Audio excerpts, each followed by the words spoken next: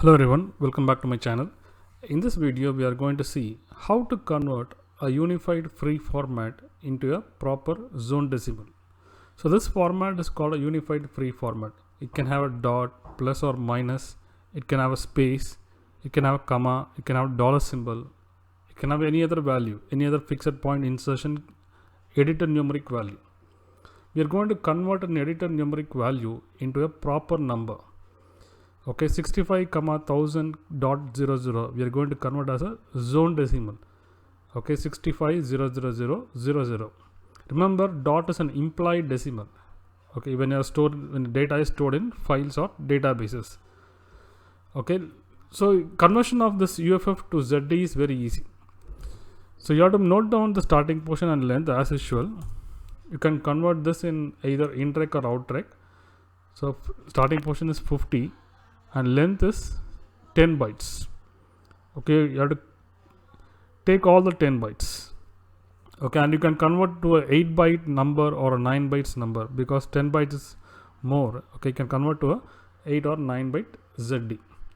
So starting portion of UFF format, this format is called UFF, which can contain a space, comma, dot, a plus or minus symbol, etc. Okay, starting portion is 50 and length is 10. And JCL is very simple. You have to just write 50 comma 10 UFF. You're converting to ZD. You can also convert to BI or a PD. Okay, and length, you can mention the length, either 8 or 10 bytes or 9 bytes, whatever you want. I have mentioned 9 bytes.